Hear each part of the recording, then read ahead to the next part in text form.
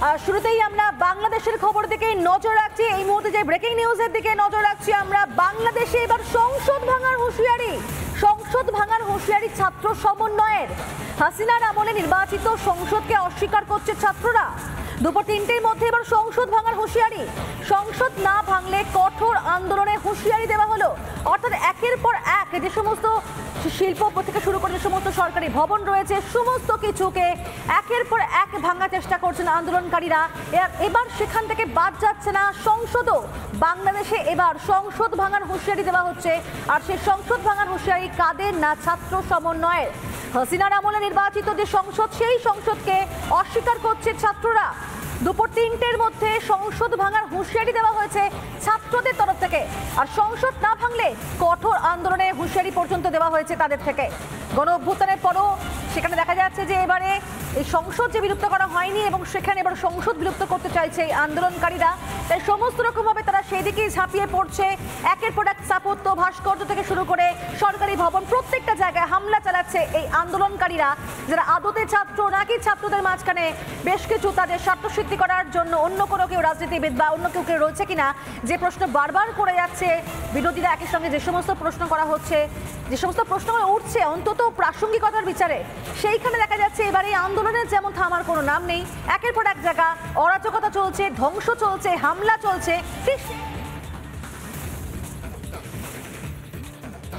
আরো দেখতে পাচ্ছি যে রাষ্ট্রপতি গতকাল বলেছিলেন যে অনতিবিলম্বে তিনি জাতীয় সংসদ বিলুপ্ত করবেন, কিন্তু আমরা এখনো দেখছি যে একটি অভ্যুত্থানের পরেও এই ফ্যাসিস্ট হাসিনার জাতীয় সংসদ রয়ে গেছে। তাই আমরা ঘোষণা করছি যে আজ দুপুর 3টার মধ্যে এই ফ্যাসিস্ট হাসিনার যে জাতীয় সংসদ সেই সংসদের বিলুপ্তি ঘোষণা করতে হবে। যদি আজ বিকাল 3টার মধ্যে এই জাতীয় সংসদের বিলুপ্তির ঘোষণা না আসে তবে আমরা কঠোর কর্মসূচি দিতে বাধ্য থাকব। আপনারা পরিষ্কার শুনলেন আন্দোলনকারীদের মুখ থেকে তাদের বক্তব্য। পরিষ্কার একটা থ্রেড জানা দেওয়া হচ্ছে, একটা হুঁশিয়ারি, প্রচ্ছন্নটা হুঁশিয়ারি দেওয়া হলো যে দুপুর 3টের মধ্যে সমস্ত কিছু তাদের দাবি দেওয়া এবং সমস্ত কিছু যেগুলো মানতে হবে। এবং আর কি দাবি দেওয়া রয়েছে এটা সবচেয়ে বড় প্রশ্ন, কারণ যেখানে একের পর এক সমস্তকে ধ্বংস করছে এবার সংসদ ভাঙার হুঁশিয়ারি ছাত্রদের তরফ থেকে।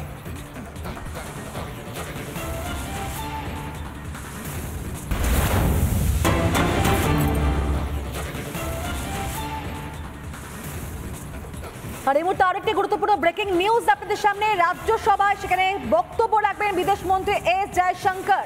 দুপুর 2:30 নাগাদ বক্তব্য রাখবেন তিনি।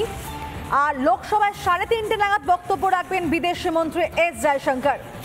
রাজ্যসভায় বক্তব্য রাখবেন বিদেশমন্ত্রী এস জয়শঙ্কর, একই সঙ্গে লোকসভাতেও বক্তব্য রাখবেন বিদেশমন্ত্রী এস জয়শঙ্কর। দুপুর 2:30 নাগাদ রাজ্যসভায় বক্তব্য রাখবেন এবং লোকসভায় 3:30 নাগাদ বক্তব্য রাখবেন এস জয়শঙ্কর, যেখানে বাংলাদেশের পরিস্থিতি নিয়ে উদ্বিগ্ন এদেশ, সমস্ত রকম সাহায্যের আশ্বাস দেওয়া হয়েছে। ঠিক সেই জায়গা থেকে দেখা যাচ্ছে একের পর এক বৈঠক। সকালবেলায় সর্বদলীয় বৈঠক হলো এবং সেই বৈঠক থেকে একাধিক সিদ্ধান্ত সামনে আসে এবং তারপর এই খবর পাওয়া যাচ্ছে যেখানে আজই রাজ্যসভায় বক্তব্য রাখবেন বিদেশমন্ত্রী এস জয়শঙ্কর। আমরা দেখেছিলাম প্রধানমন্ত্রী নরেন্দ্র মোদী তার কাছ থেকে সমস্ত রকম ইনফরমেশন, তথ্য নিয়েছিলেন বাংলাদেশ সম্পর্কিত। আর ঠিক সেই জায়গায় এবার জানা যাচ্ছে যে আজকে দুপুর 2:30-তে রাজ্যসভায় বক্তব্য রাখবেন বিদেশমন্ত্রী এস জয়শঙ্কর। এবং সেই বক্তব্যে কি উঠে আসে, কোন কোন প্রসঙ্গ উঠে আসে, ভারতের অবস্থান ঠিক কোন জায়গায় রয়েছে বাংলাদেশ নিয়ে, অবশ্যই সেদিকে নজর থাকবে। একদিকে রাজ্যসভায়, অন্যদিকে লোকসভায় বক্তব্য রাখবেন বিদেশমন্ত্রী।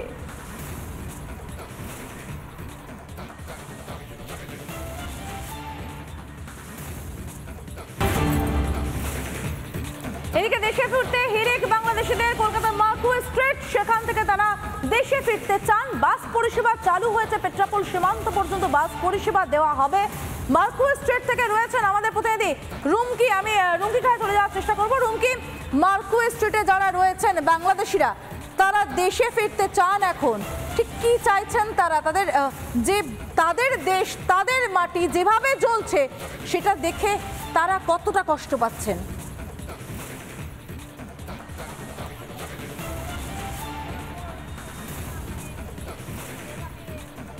একেবারে সমাজেতে আমরা কথা বলেছিলাম এখানকার বহু নাগরিক যারা বাংলাদেশি নাগরিক যারা এখানে ছিলেন এবং এই মুহূর্তে তারা তড়িঘড়ি ফেরার চেষ্টা করছেন, তার কারণ যে পরিস্থিতি রয়েছে তা যাতে পরবর্তীকালে আরো খারাপ না হয়, মানে তারা যাতে এখানে আটকে না পড়েন সেই কারণে তারা তড়িঘড়ি ফেরার চেষ্টা করছেন। বহু নাগরিক ইতিমধ্যেই বাংলাদেশের একটি বাস সীমান্তের পেট্রাপোল সীমান্তের একটি বাস বেরিয়ে গিয়েছে, যাদের গন্তব্য কিন্তু ঢাকা, কারোর বা টাঙ্গাইল। এখানে আরো বেশ কয়েকজন রয়েছেন, তাদের সাথে একটু কথা বলে নেওয়ার চেষ্টা করবো। দাদা, আপনি কোথাকার বাসিন্দা? আমি ঢাকা বাংলাদেশ থেকে আসছি। আপনারা ফিরবেন, আজকে ফিরবেন? আমার তো ফেরার কথা ছিল গতকালকে, কিন্তু বাস চলার না কারণে আমি ফিরতে পারি নাই। আচ্ছা, তো আমি ফেরার জন্য উদিরা আগ্রহ আছে, আমার টিকিট কনফার্ম করা হয়ে গেছিল, কিন্তু গতকালকে যাওয়ার কথা ছিল, যাইতে পারি না। আজকে যাওয়ার কথা ছিল, তাও যেতে পারি না। এখন কবে যেতে পারবো আমি জানি না।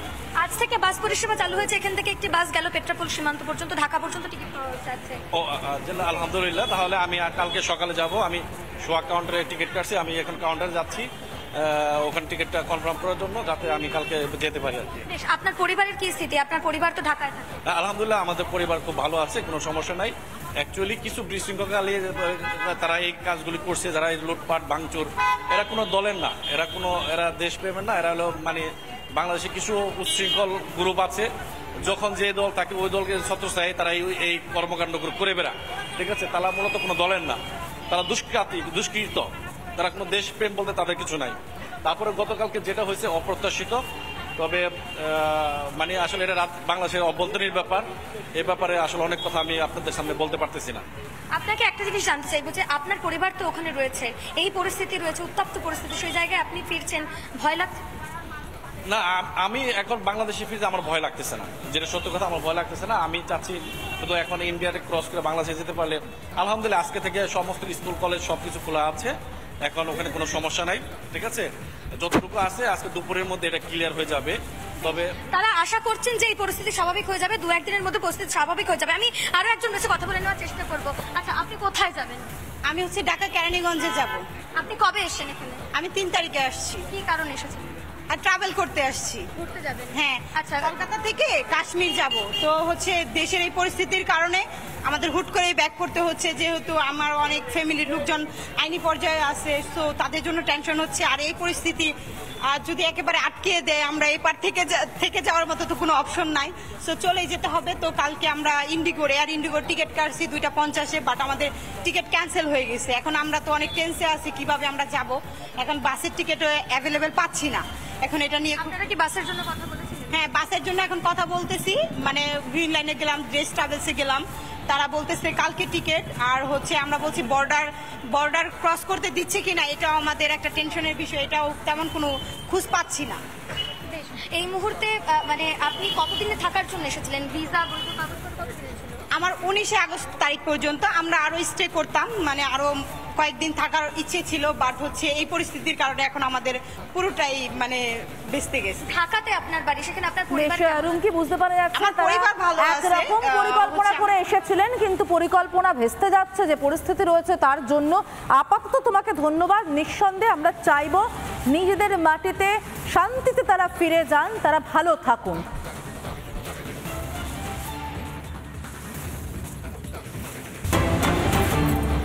বর্তমানে ভয়াবহ অগ্নিগর্ভ পরিস্থিতি বাংলাদেশে, আর এর মাঝে দেশে ফেরার হিড়িক বাংলাদেশিদের। ভারতে চিকিৎসা করতে আসা বাংলাদেশিদের ভিড়। বন্ধ রয়েছে ঢাকা কলকাতার সমস্ত ট্রেন।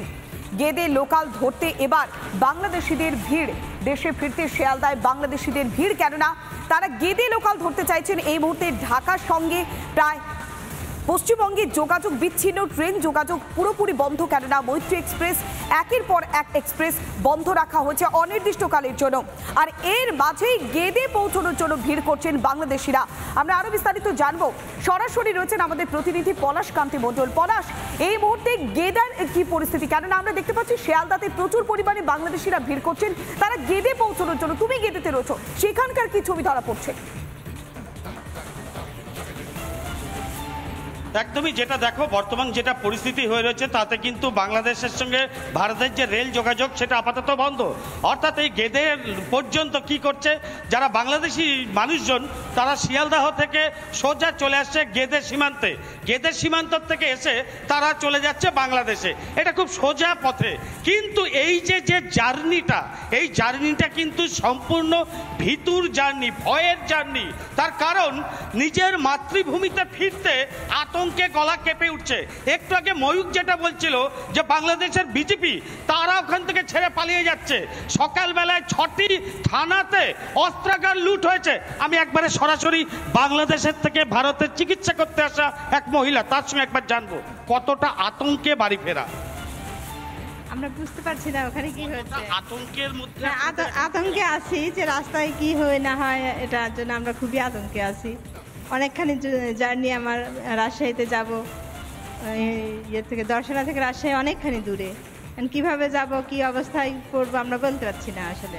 এখন পরিবারের কারোর সঙ্গে যোগাযোগ হয়েছে, তারা কি পরিস্থিতিতে আছে বা কিভাবে যাবে? হ্যাঁ, আমার আব্বার সঙ্গে কথা হলো, আব্বা বললো টেনশন নেই, চলে আসো, গাড়ি পেলে গাড়ি চলে যাবে, অসুবিধা নেই, এটাই বলছে। আজকে তো ওখান থেকে কারফিউটা শিথিল করা হয়েছে, তারপর আবার নতুন করে উত্তেজনা হচ্ছে, বর্ডার সিকিউরিটিতে যারা আছে তারা সব ছেড়ে পালিয়ে যাচ্ছে। তাহলে আপনারা যে ফিরবেন সেটা কতটা সুখকর? এখন আমরা তো এ পাশে আছি, ও পাশে কি হচ্ছে জানি না, বুঝতে পারছি না। তবে আমি রাজশাহীতে আমার আব্বার সঙ্গে কথা হলো, আব্বা বললেন যে এখন তেমন ঝামেলা নেই, তোমরা চলে আসতে পারবা। কিন্তু আজকে সকাল থেকে পরিস্থিতি আবার উত্তপ্ত হচ্ছে, বারংবার বিভিন্ন রকম বিক্ষিপ্ত যে ঘটনা সেই খবরগুলো ছুটে আসছে। তারপরেও তার যে দেশের প্রধানমন্ত্রী, তাকে অন্যত্র গা ঢাকা দিতে হয়েছে, সেখানে আপনারা কতটা নিরাপদ? জনসাধারণ তো আসলে নিরাপদ এখন অবশ্য আর্মিতে ইয়ে আছে, এখন কতটা নিরাপদ বলতে পারছি না এখান থেকে আমরা। একদমই দেখো, যেটা বোঝালেন উনি যে ঠিক মতো বাড়ির সঙ্গে যোগাযোগ হচ্ছে না, কারণ বাংলাদেশের ঠিক মতো টেলিফোন যোগাযোগ নেই বা বিভিন্ন নেটওয়ার্ক সমস্যা, যার ফলে এনার আব্বার সঙ্গে অর্থাৎ বাবার সঙ্গে শেষবারের মতো কথা হয়েছে। চিকিৎসা করাতে এসেছিল ভারতবর্ষে এবং এখান থেকে চিকিৎসা করে এই যে আমি গেদে সীমান্তে দাঁড়িয়ে আছি, ঠিক এই যে লেখা আছে বাংলাদেশ যাইবার পথ, এক্সকিউজ মি স্যার, এই যে লেখা আছে বাংলাদেশ যাইবার পথ, অর্থাৎ এইখান দিয়েই কিন্তু প্রত্যেকটা লোককে, ওই যে আমার ভিডিও জার্নালিস্ট কাজল একটু দেখাও, ওই যে দেখো দেখা যাচ্ছে উনি বাংলাদেশের উদ্দেশ্যে যাচ্ছে। অর্থাৎ কিনা প্রত্যেকেই একটা মুখে আতঙ্কের ছাপ নিয়ে, প্রত্যেকে চোখে মুখে আতঙ্কের ছাপ নিয়ে কিন্তু তাদের দেশে ফিরতে হচ্ছে। এই মুহূর্তে বাংলাদেশের যে অগ্নিগর্ভ অবস্থা, আমি আরেকটু বেশি করে দেখাতে বলবো, এই দিকেও কিন্তু বিএসএফ এর নজরদারি চলছে, কারণ যে সমস্ত যাত্রীরা ট্রেনে করে গেদে পর্যন্ত আসছে, আসার পর এইখানে বিএসএফ ক্যাম্পে তাদের প্রত্যেকটা পাসপোর্ট ভিসা চেক আপ হচ্ছে, হওয়ার পর প্রত্যেকের সমস্ত সাইন আউট করার পর তারপরে কিন্তু বাংলাদেশে বোঝাই যাচ্ছে এমনই বাংলাদেশে নৈরাজ্যের পরিস্থিতি তৈরি হয়ে গিয়েছে। তারা নিজেদের দেশে ফিরতে ভয় পাচ্ছেন, আতঙ্কের ছবিটা স্পষ্ট। অনেক ধন্যবাদ। সরাসরি গেদে সীমান্ত থেকে ছিলেন আমাদের প্রতিনিধি পলাশ কান্তি মণ্ডল।